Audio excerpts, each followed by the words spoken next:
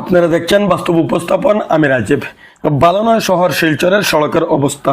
শিলচর শহরের সোনাই রোডে সড়কের ভয়ঙ্কর অবস্থা গত কয়েকদিনে একাধিকবার শিরোনাম দখল করেছে। সড়ক অবরোধ, পুলিশ কর্মীদের গর্ত ভরাট, দুর্ঘটনা ইত্যাদি বিভিন্ন কারণে গত কয়েকদিনে একাধিকবার শিরোনাম দখল করেছে শহরের সোনাই রোড। আজ আবারও সোনাই রোডে সড়ক অবরোধ করে স্থানীয় জনগণ। তাদের দাবি, 24 ঘন্টার ভিতরে সংস্কারে হাত না দিলে গড়ে তোলা হবে বৃহত্তর আন্দোলন। পুজোর আগে করা হবে সংস্কার। নেতা আমলাদের সে প্রতিশ্রুতি মানতে নারাজ তারা। আন্দোলনকারীরা উল্লেখ করেন, যেভাবে প্রতিনিয়ত দুর্ঘটনা ঘটছে তাতে দুর্ঘটনার কবলে পড়ে যদি কারো প্রাণ যায় সে দায়ভার কে নেবে। আমরা জনসাধারণ হসপিটাল রুটের প্লাস আমাদের এটা ইমার্জেন্সি রুট আমরা এটা বন্ধ করেছি। আজকে একমাত্র কারণ হলো আমাদের রাস্তাঘাটের বেহাল অবস্থা। এখানে পেশেন্ট নিয়ে রুগীরা অ্যাম্বুলেন্স নিয়ে যাতায়াত করতে পারছে না, স্কুল ছাত্রছাত্রীরা এখানে যাতায়াত করতে পারছে না। কালকে এখানে একজন ভদ্রমহিলার পাও ভেঙেছে, 4টা টুকটুকি অ্যাক্সিডেন্ট হয়েছে কালকে আমার চোখের সামনে।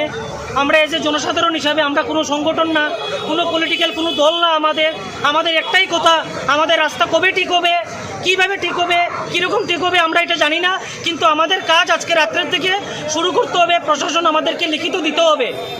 আমাদের পূজার আগে কাজ যদি শুরু হয়, যদি তার আগে যদি কোনো প্রাণ চলে যায়, তার জন্য কি প্রশাসন দায়ী থাকবে? এটাও প্রশাসন আমাদেরকে লিখিত দিতে হবে আজকে। আচ্ছা, আপনাদের দাবি যদি না মানা কি করবে? আমাদের দাবি যদি না মানা হয়, আজকে আমরা আন্দোলন চালিয়ে যাব, কালকে আমরা বৃহত্তর আন্দোলনে যাব। আর আমাদের কি বলবো আপনাদেরকে, শিলচর শহরকে আমরা আমাদের হার্ট অফ দ্য টাউন, এটা মেডিকেল আপ টু ক্যাপিটাল থেকে মেডিকেল পর্যন্ত এটা ইমার্জেন্সি রোড। এটাই আসাম ইউনিভার্সিটিতে ছাত্ররা যাতায়াত করে, শিলচর এনআইটিতে যাতায়াত করে। এখানে অনেক অনেক প্রবলেম সম্মুখীন হয়ে আমরা কাজ করছি সবাই। সাংসদ এবং যে বিধায়ক আছেন ওনারা কি বলছেন? সাংসদ বিধায়ক তো ওনারা বলছেন পূজার আগে ঠিক হবে, কিন্তু পূজার আগে যদি কোনো প্রাণ চলে যায় তার দায়ী কে নেবে? নিত্য কোনো না কোনো একটা দুর্ঘটনা এখানে ঘটতেই আছে, সময় একটা না একটা ঘটনা ঘটতেই আছে। প্রশাসনের ডিপার্টমেন্টের নির্বাচিত প্রতিনিধিদের কানে কেন বাতাস যায় না? কেন তারা এই জিনিসের কোনো কিছু সুরাহা বার করেন না? পূরণ না হলে আন্দোলনে যাব, রোজ করবো, কি করব? আমাদের বাধ্য করা হচ্ছে আমাদেরকে।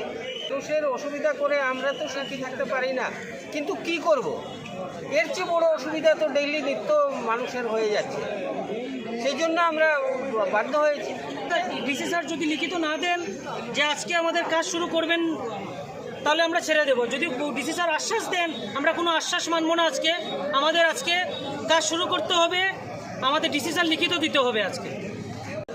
আজকে যদি কোনো প্রাণের, কালকে একটা ভদ্রমহিলার পা ভাঙছে শিলচর মেডিকেল কলেজে আছে। গত সপ্তাহে আমরা এখানে করছি, প্রশাসন করছি, আশ্বাস দিচ্ছেন আপনারা 3বার জল দিবা, 3বার জল মারা হয় না। এরপরে একবারও জল মারা হয়, এ সামান্য জল মারা হইলে গাড়ি গর্ত ভরাট করছেন। গর্তর অবস্থা লিখিত যদি না দেন আমরা ছাড়তাম না রাস্তা। আর কালকে আমরা বৃহত্তর আন্দোলনে যাইব। আওয়াজ দাও!